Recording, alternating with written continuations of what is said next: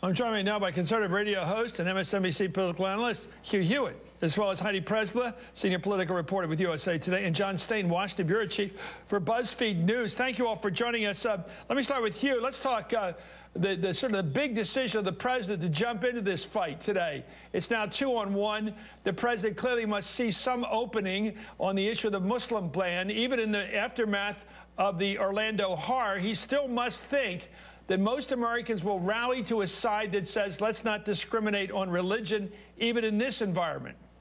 Chris, I think it's a disaster for the president to have done this. Not only are people still in critical care and wounded by a terrorist, the actual dangerous talk that I immediately thought out when the president attacked Donald Trump today comes in threefold. His leading from behind comments in August of 2011, his red line the next year that he crossed the following year, and of course, most obviously, the JVs talk from August of 2014. That's the dangerous mindset, that they're JVs, that they're not dangerous, that we don't have to be alert, we don't have to be aware. And then you look at his foreign policy, whether it's the disaster in Libya that created a second ISIS, the Syrian ISIS. What about the ban, the Muslim ban? That seems to be where Obama is, that's the line he wants to fight on. The president wants to talk about straw men. He wants to talk about bans that Donald Trump is not pushing as of Monday. He's talking about geographical bans. And I think when he brings up this argument, though, the world's going to remember JVs, they're going to remember red lines, they're going to remember leading from behind. That's what he opened up today. You don't want this campaign to be about foreign policy, because his foreign policy is a failure. Let me go to Heidi on this. Heidi, I think the president saw an opportunity here. Even after the horror in Orlando involving someone who comes from a background, whose parents are immigrants from Afghanistan, I think the president must believe that he can win on this line. We do not discriminate. Well, Hugh, I have to disagree with you, because the president just did a version of what George W. Bush did after September 11th in terms of reaching out to the community that he knows would be most wrongly at risk of persecution in the aftermath of an event like this. And I think also by focusing this on the semantics, it puts the onus on Republicans to explain specifically in terms of policy, what would you do differently? Because we are having this debate about semantics. I will concede that it was probably not the smartest idea for the president to not be willing to call it Islamic terrorism, because that is the threat that we're facing. But now the Republicans have to explain in detailed manner in Donald Trump what they would actually do differently. If you look at even Paul Ryan's plan today, it's nickel and dime stuff. It's not materially different than a lot of the stuff that the president's already doing and that Hillary Clinton is also talking about in her detailed plans. Just to get this straight, if the fight is over the ban, Hugh, you say that who wins? If the fight does get narrowed down to immigration policy as it relates to terrorism, who wins? The people who are the hardliners and say, okay, you say he's widened it to a geographic target, we're going to keep people from. But he hasn't taken back his proposal for a ban on people of the Islamic faith. The more that the country is talking about radical Islamic terror, and the more that they're talking about the war against ISIS, and you having guests like Joby Warwick on last hour, Republicans win because this president has put the country at risk. I didn't have anybody on the last hour. I didn't have anybody on. MSNBC had Joby Warwick for the Washington Post. All right, fine. Let me go this. John, what do you think? Well, I mean, I think this argument that this is now about geography is a kind of a cute way of getting around the Islamophobia question, right? Because the places he's talking about putting a ban on are predominantly Muslim countries. So, okay, we're no longer going to say Muslims. We're going to say all the places that Muslims come from in the world are going to be banned from coming into the country. So it's not much of a. There's no real change. Well, at least you can tell. At least you can tell where they're coming from, because it's their passport. You can't tell their religion unless they tell you. Anyway, House Speaker Paul Ryan echoed Trump's critics in a press conference today, speaking out against his proposed Muslim ban. The vast, vast majority of Muslims in this country and around the world are moderate. They're peaceful. They're tolerant. And so they're among our best allies. I do not think a Muslim ban is in our country's interest. I do not think it is reflective of our principles, not just as a party, but as a country. And I think the smarter way to go in all respects is to have a security test and not a religious test.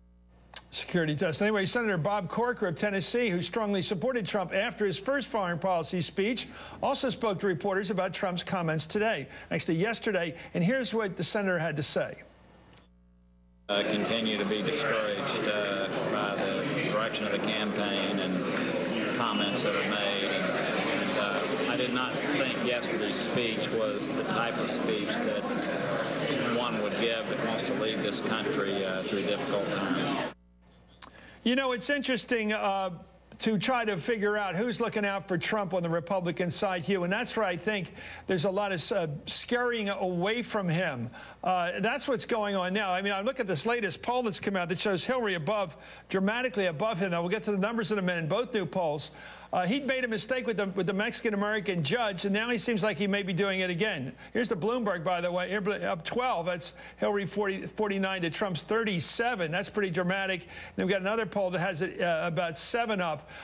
These polls come after the mistake I believe he made about the Mexican-American judge. Doesn't this double down on his ethnic focus? Where if you're an Afghan, if you're born here, you're still an Afghan. You can be a judge first generation from immigrant parents. You're still a Mexican. The language he uses suggests that assimilation doesn't occur. People don't become Americans. They remain the identity or continue to hold the identity of their ancestors who came here. I don't think that clicks with most people's family experience. Most people do. Whatever language they come with, whatever accent they come with, whatever look they come with, eventually begins sounding like the person next door in this country. And I think that's the way that people look at it. I think people vote the future of their children, and they vote for a secure country, and they are going to be looking at whether or not Secretary Clinton, after all of her mistakes in Egypt, Libya, Syria, the status of forces agreement, is fit to run the foreign policy of the country. They're going to look at the server after the news today that the Democratic National Committee server was hijacked by Russians. People have to believe her server was totally compromised, and it's a binary choice, Chris. Who will protect children more, Donald Trump or Hillary Clinton? Hillary Clinton is compromised and disqualified from being president because of her server. So every time Trump has a problem, we'll talk about Hillary's problems. That will be your plan. We'll talk about her record as Secretary of State. No, you've just shifted the topic every time. I mean, we're talking about Trump tonight. You want to talk about Hillary? I'm talking about the foreign policy debate that will frame this election, about the future of this country after Orlando and a terrorist attack. So in future, I might as well ask you only about Hillary, because that will be your focus. No, I will talk about the election every single night. The election is a binary choice. It's not one choice or the other. It's a binary choice. But the default position taken by Hugh Hewitt will be Hillary sucks. Not Hillary sucks, that her record was horrible and her server was compromised and she is disqualified from being president. Okay, back to this. Throughout the campaign, Donald Trump has criticized President Obama and Hillary Clinton for not using the words radical Islamic terrorism. Well, today, both the president and Clinton countered Trump's argument with their own rebuttals. Let's see how they hold up here. Here's, first of all, Secretary Clinton. Is Donald Trump suggesting that there are magic words that once uttered will stop terrorists from coming after us? Trump, as usual, is obsessed with name-calling. And from my perspective, it matters what we do, not just what we say. What do you think of that? Well, this does that back answer to the magic words, the abracadabra words that Trump once used? Look, I do think it was a mistake, like I said before, for the president to have this argument over semantics. You think he should have just buckled? Maybe, because then it lays bare the fact that, like I said before, that there aren't substantive policy differences in terms of what we'd actually do overseas. Until they want to say we're going to put additional ground troops there, there's not a lot of... I've been in this business long enough that if you have adversaries out there, they will take everything you say and twist it. I think the president's afraid that every time he says radical Islamic terror, even if he uses that phrase, they'll say he's attacking Islam. And they'll quote him that way. He let this hang out in the domestic arena way too long. It's been you agree? You agree he should have just gone with it? Well, I mean, look, 2 years ago when really Ted Cruz started to push this, radical Islamic terrorism, he doesn't ever say it. Yeah. And the White House is like, we're going to ignore him because that's kind of a I think Rudy's in on this too. A lot of people. It's gotten into people's heads now. Americans are and you think it hurts the president? They think he's hiding something, or what? What does it suggest? I think it's one of those things. It's just like Americans assume that means that there's something going on. Yeah.